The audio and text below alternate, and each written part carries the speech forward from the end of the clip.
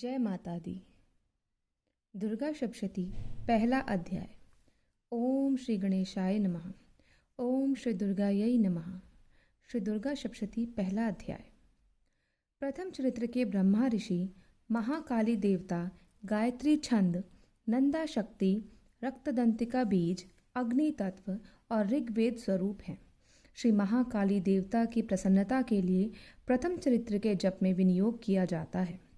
भगवान विष्णु के सो जाने पर मधु और कैटब को मारने के लिए कमल जन्मा ब्रह्मा जी ने जिनका सत्पन किया था, उन महाकाली देवी का मैं सेवन करता हूँ। वे अपने 10 हाथों में खड्ग, चक्र, गदा, बाण, धनुष, परिघ, शूल, भुशुंडी, मस्तक और शंख धारण करती हैं। उनके 3 नेत्र हैं। वे समस्त अंगों में दिव्याभूषण से विभूषित हैं। उनके शरीर की कांति नीलमणि के कमल के समान है और वे 10 मुख और 10 पैरों से युक्त हैं। मार्कंडेय जी बोले, सूर्य के पुत्र सावर्णी जो 8वें मनु कहे जाते हैं, उनकी उत्पत्ति की कथा विस्तार पूर्वक कहता हूँ, सुनो। सूर्य कुमार महाभाग सावर्णी भगवती महामाया के अनुग्रह से जिस प्रकार मनवंतर के स्वामी हुए, वही प्रसंग सुनाता हूँ। पूर्व काल की बात है।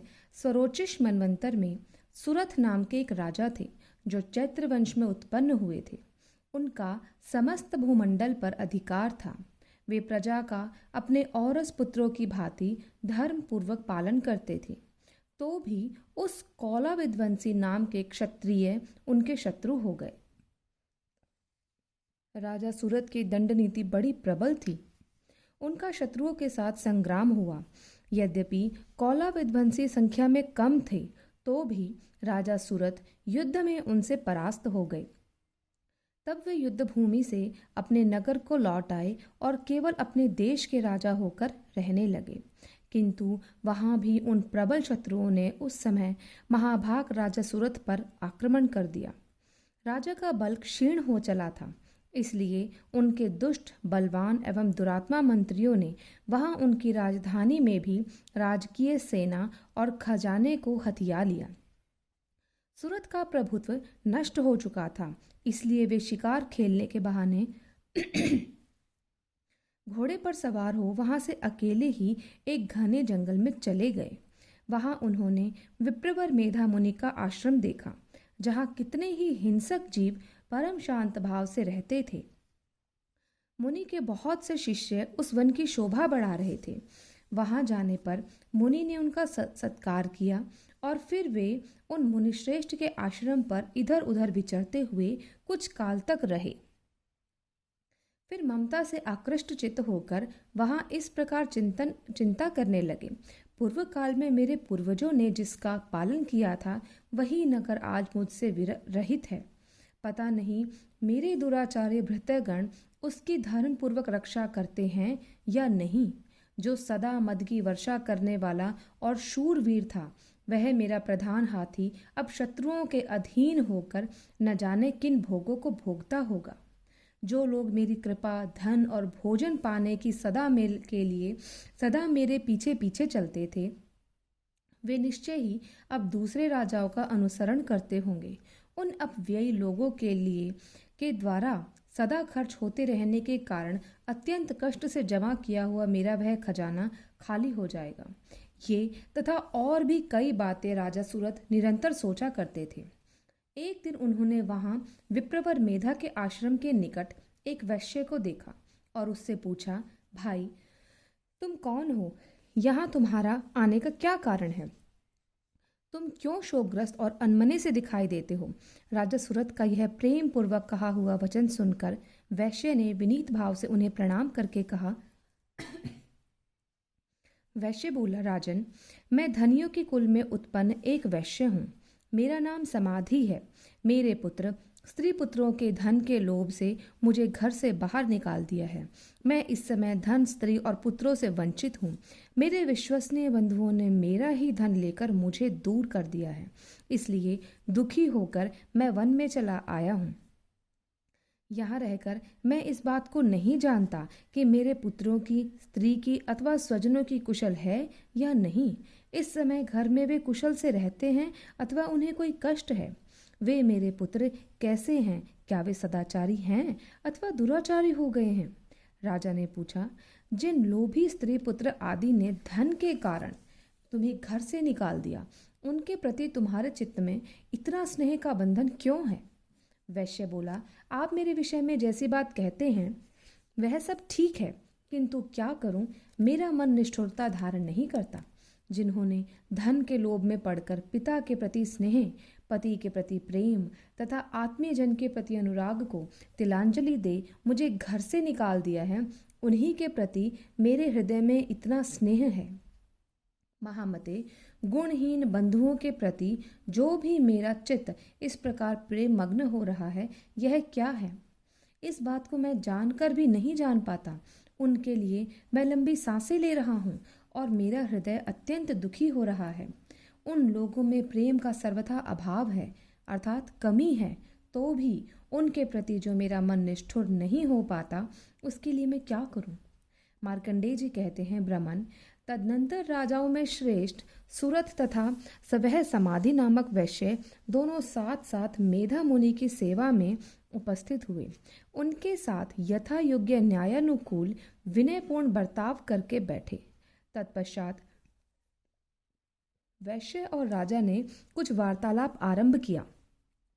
राजा ने कहा, भगवन, मैं आपसे एक बात पूछना चाहता हूँ, उसे बताइए। मेरा चित्त अपने अधीन न होने के कारण वह बात मेरे मन को बहुत दुख देती है। जो राज्य मेरे हाथ से चला गया है, उसमें और उसके संपूर्ण अंगों में मेरी ममता बनी हुई है। मुनिश्रेष्ठ, यह जानते हुए भी कि वह अब मेरा नहीं है, अज्ञानी की भांति मुझे उसके लिए दुख होता है। यह क्या है? इधर यह वैश्य भी घर से अपमानित होकर आया है। इसके पुत्र, स्त्री और भृत्यों ने इसे छोड़ दिया है, स्वजनों ने भी इसका परित्याग कर दिया है, तो भी यह उनके प्रति अत्यंत हार्दिक स्नेह रखता है। इस प्रकार यह और मैं दोनों ही बहुत दुखी हैं।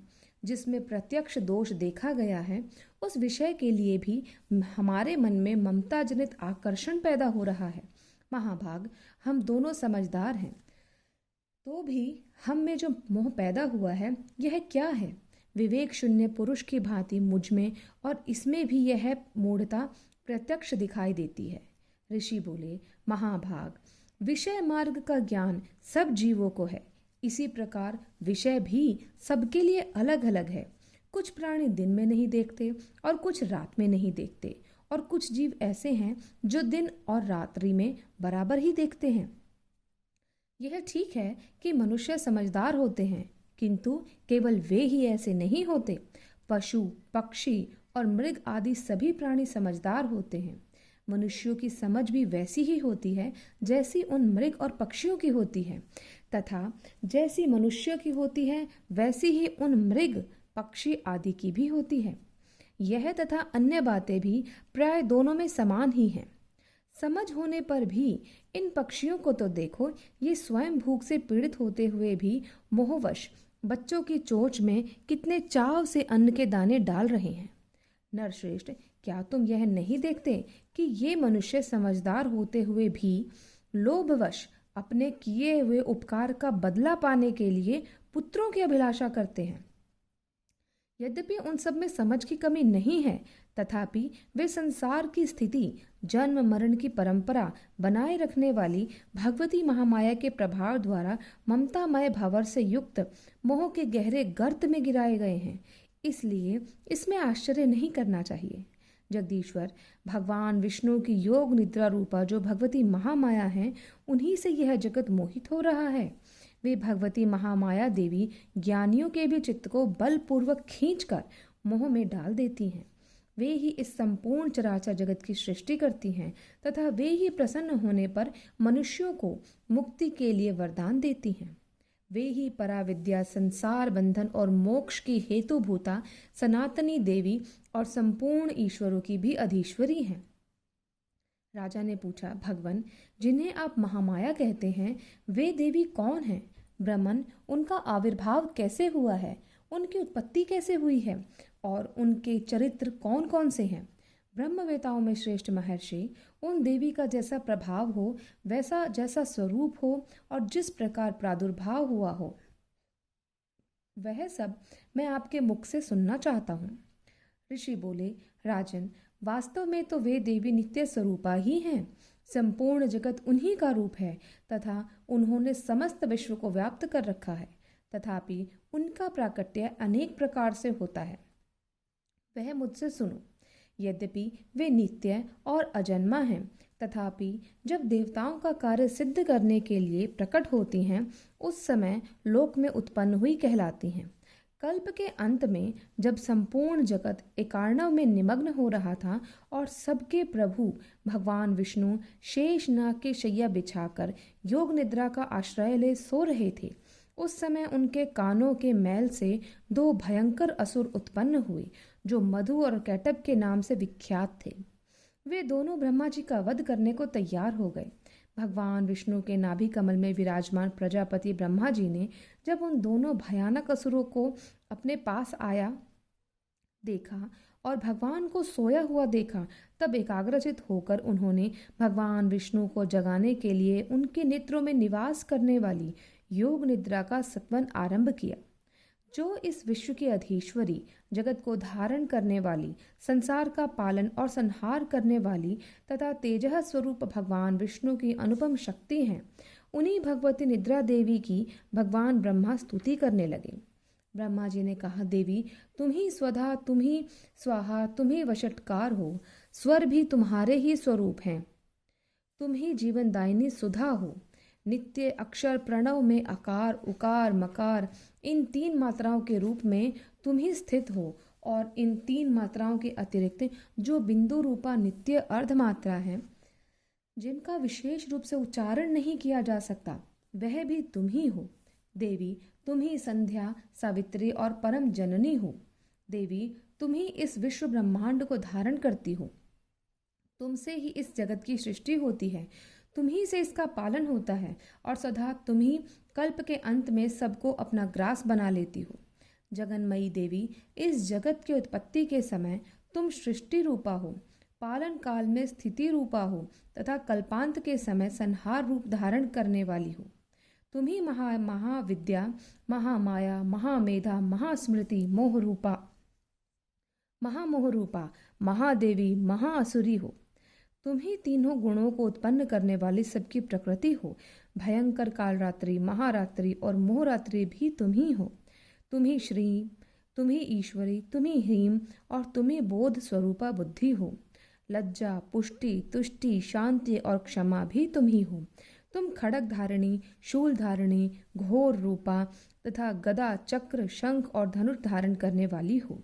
बाण, भुषुंडी तथा परिघ, ये भी तुम्हारे अस्त्र हैं। तुम सौम्य और सौम्यतर हो। इतना ही नहीं, जितने भी सौम्य एवं सुंदर पदार्थ हैं, उन सब की अपेक्षा तुम अत्यधिक सुंदरी हो।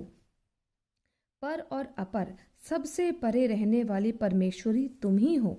सर्वस्वरूपे देवी, कहीं भी सत असत रूप जो कुछ वस्तुएं हैं और उन सब की जो शक्ति है, वह तुम ही हो। ऐसी अवस्था में तुम्हारी स्तुति और क्या हो सकती है। जो इस जगत की सृष्टि, पालन और संहार करते हैं, उन भगवान को भी जब तुमने निद्रा के अधीन कर दिया, तब तुम्हारी स्तुति करने में यहाँ कौन समर्थ हो सकता है। मुझको, भगवान शंकर को तथा भगवान विष्णु को भी तुमने ही शरीर धारण कराया है, अतः तुम्हारी स्तुति करने की शक्ति किसमें है। देवी, तुम तो अपने इन उदार प्रभावों से ही प्रशंसित हो। ये जो दोनों धुर्धुष असुर मधु और कैटब हैं, इनको मोह में डाल दो और जगदीश्वर भगवान विष्णु को शीघ्र ही जगा दो। साथ ही इनके भीतर इन दोनों महान असुरों को मार डालने की बुद्धि उत्पन्न कर दो।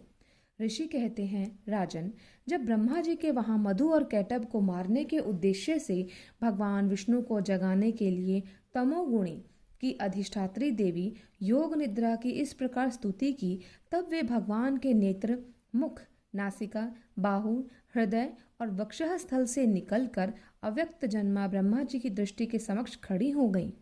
योग निद्रा से मुक्त होने पर जगत के स्वामी भगवान जनार्दन उस एकार्णव के जल में शेषनाग के शैया से जाग उठे। फिर उन्होंने उन दोनों असुरों को देखा।